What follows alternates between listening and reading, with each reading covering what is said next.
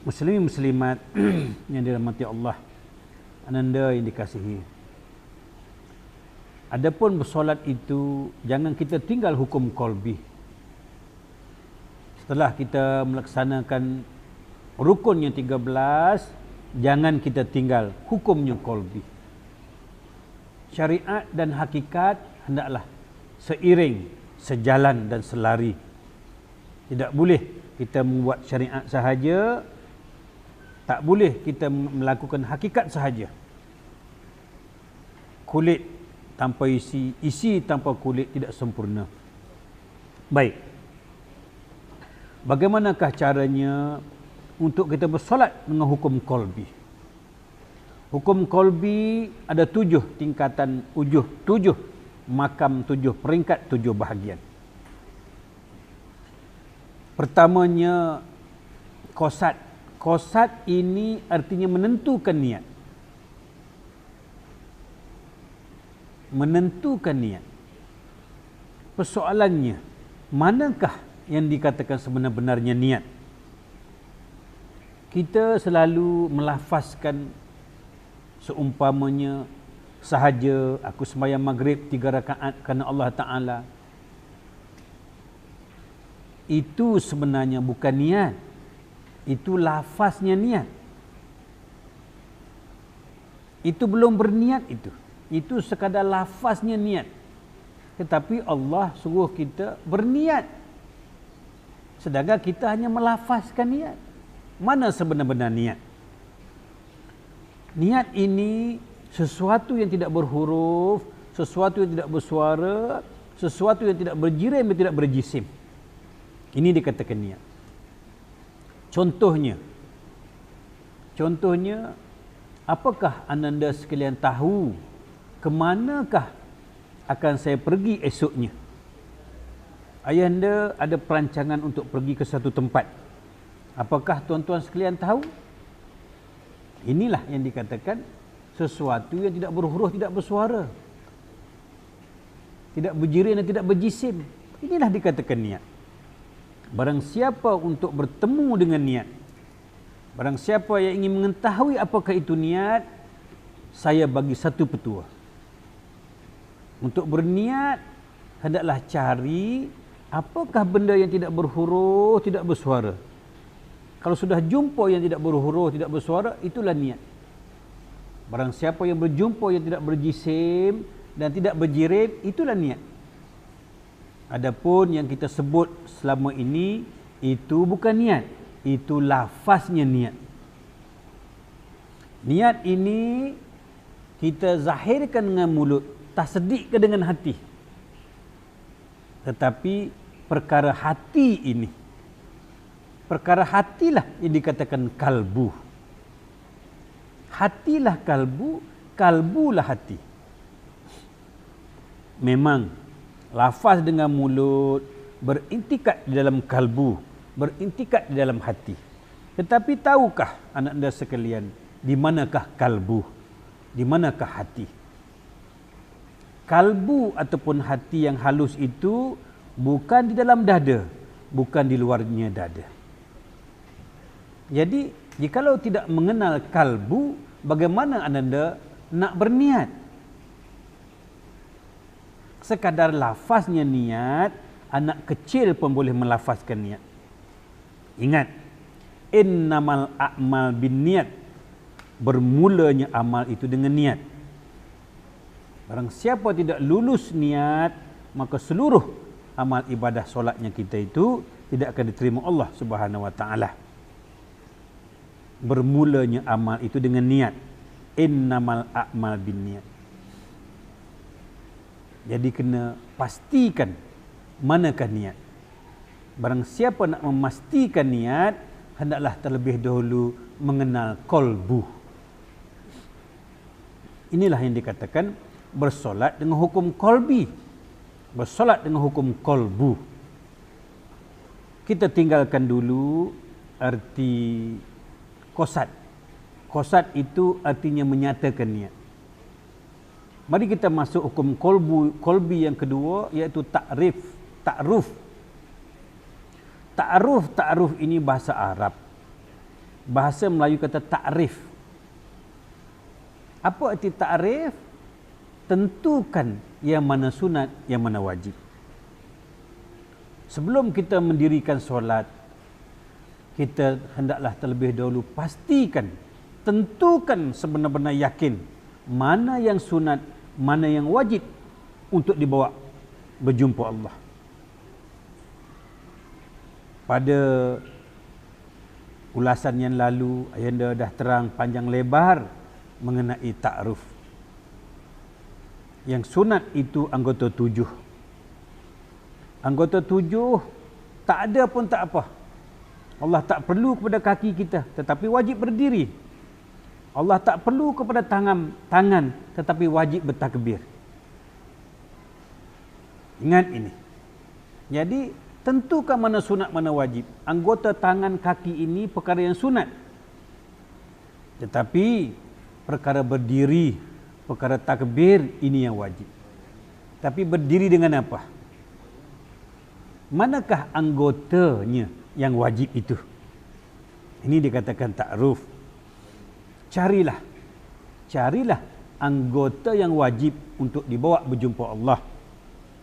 Seumpamanya kita nak masuk ke negara Singapura, dia pun bawa duit yang banyak.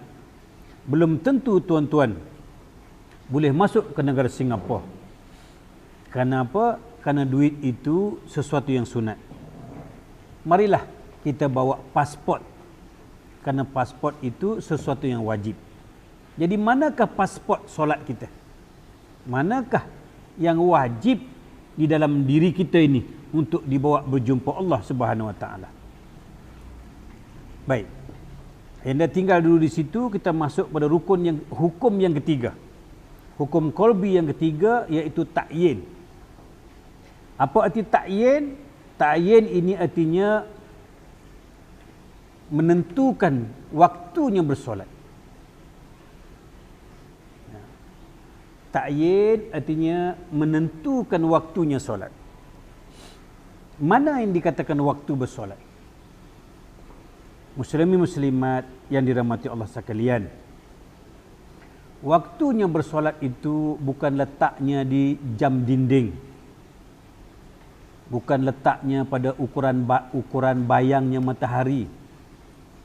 Kalau tidak ada jam dinding, kalau tidak ada bayangnya matahari, apakah kita tak perlu bersolat? Sedangkan bersolat itu wajib. Tengok orang-orang terdahulu, para wali Allah terdahulu, hidupnya dalam pertapaan dalam gua yang tidak ada jam dinding, yang tidak ada jam tangan, yang tidak ada bayang matahari pun di dalam gua. Bagaimana mereka menentukan solat? Tambahan pula, masa dulu tidak ada pun jam tangan, tidak ada pun jam dinding. Bagaimanakah mereka menentukan waktunya solat? Ini berarti waktu solat itu bukan berada pada jam dinding, bukan berada pada ukuran bayangnya matahari. Di manakah sebenar-benarnya waktu bersolat mengikut suluhan ilmu hakikatun? Ingat, Allah jadikan sesuatu berpasang-pasangan. Putih pasangannya hitam, tinggi pasangannya rendah, kulit pasangannya isi. Begitu juga ilmu syariatin pasangannya ilmu hakikatun. Yang kita pelajari selama ini hanya ilmu syariatin. Mana ilmu hakikatun? Mana hilangnya?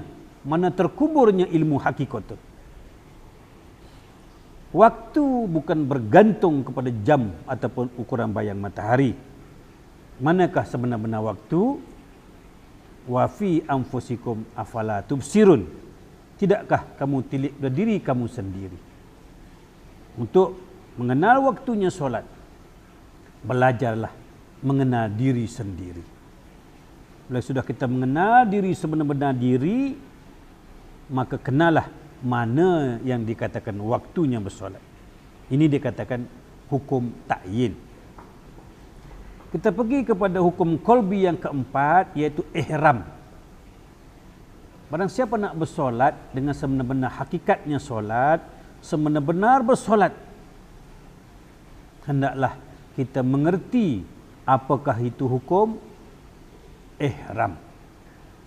Pada fahaman biasa, ihram ini kita kaitkan dengan pakaian ihram semasa menunaikan haji. Mengenakan pakaian yang sebelah bahu nampak, yang sebelah lagi tak nampak. Itu kita kata ihram. Ini fahaman kita. Kita ini selalu dikelirukan oleh bahasa Arab. Ingat, kita bukan nak jadi orang Arab, tapi kita nak jadi Islam. Jadi tak usah sangat kita mempelajari bahasa Arab tanpa mengetahui bahasa Melayu. Ihram bahasa Arab, bahasa Melayu kata tutup. Bahasa Melayu kata bungkus. Barang siapa nak bersolat dengan hukum qalbi, kena tutup, kena bungkus. Persoalannya di sini, nak bungkus apa, nak tutup apa? Nak bungkus apa, nak tutup apa? Hukum qalbi yang keempat mengatakan ihram. Sebelum kita bersolat, hendaklah kita ihramkan diri kita. Bungkuskan diri kita. Tutupkan diri kita ini. Jangan terlihat pada anggota yang 7. Anggota yang 7 ini ada pun tak apa, tak ada pun tak apa. Tapi ingat, berdiri wajib berdiri, bertakbir wajib bertakbir. Tetapi berdiri bukan dengan kaki, bertakbir bukan dengan tangan. Ini dikatakan apa itu? Ihram. Bungkus, tutup. Tutup mana? Tutup anggota 7 kita. Berdirinya aku bukan dengan kaki. Kaki tidak berkudrat untuk berdiri. Tengok kaki orang mati. Orang mati pun ada kaki. Kenapa kaki orang mati tak boleh berdiri? Artinya di sini berdiri bukan kaki. Tengok orang mati ada tangan. Kenapa tangan orang mati tidak boleh bertakbir? Maknanya di sini yang bertakbir bukannya tangan. Ini dikatakan bungkus dirimu. Tutup anggota 7 kita ini. Jangan terlihat keberadaan diri.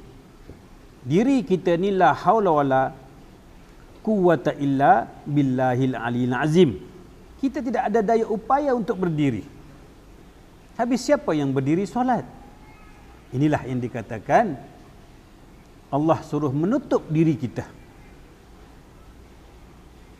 Bungkus akan 7 anggota ini, jangan sampai terlihat adanya diri. Baru sebenar-benar dikatakan bersolat dengan hukum qalbi. Jangan kata berdirinya kaki, bertakbirnya tangan. Tangan kaki tak boleh berdiri, tangan kaki tak boleh bertakbir. Ini dikatakan bungkus, iaitu ihramkan dirimu. Ya, kita sambung lagi hukum qalbi yang kelima, iaitu Mi'raj. Mi'raj, apa arti Mi'raj? Bahasa Arab yang kita fahami selalu, Mi'raj ini peristiwa Rasulullah berjumpa Allah di langit. Itulah yang kita rata-rata faham mengenai Mi'raj.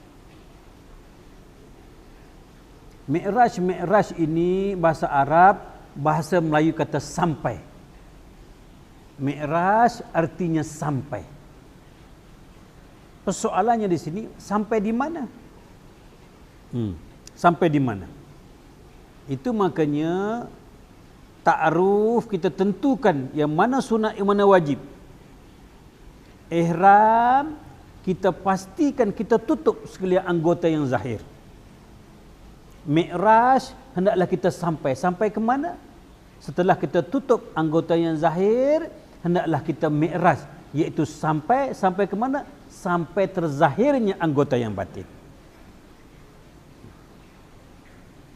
Ihram tutup anggota yang zahir. Mi'raj zahirkan anggota yang batin. Ini dikatakan bersemayam dengan qalbu. Bersemayam dengan hukum qalbu. Qalbi, hati. Tak ihram tutup anggota 7 kita ini. Kita bukan berdiri dengan kaki, bukan bertakbir dengan tangan. Tutup. Mari kita mi'raj, kita timbulkan, kita zahirkan, kita pamerkan. Pamer yang mana? Pamer anggota yang batin. Setelah kita tutup anggota yang zahir, kita zahirkan anggota yang batin. Ini dia katakan mi'raj. Sampai ke mana? Kita bersolat sampai terzahirnya anggota yang batin. Tetapi persoalannya di sini, kita tidak mengenal anggota yang batin. Mana kaki batin? Mana tangan batin? Mana mulut batin? Jikalau kita tidak mengenal anggota yang batin, macam mana kita nak menzahirkan? Macam mana kita nak sampai? Ini kebanyakan orang tidak tahu. Bersolat itu hanya anggota zahir saja. Bersolat itu anggota zahir dan batin. Bila sampai ke hukum mi'raj, artinya mi'raj ini sampai terlihatnya anggota yang batin. Biarlah kaki batin yang berdiri, biarlah tangan batin yang bertakbir, biarlah mulut batin yang melafazkan kalimah Allah. Ini baru benar-benar bersolat dengan hukum qalbi, sebenar-benar hakikatnya solat.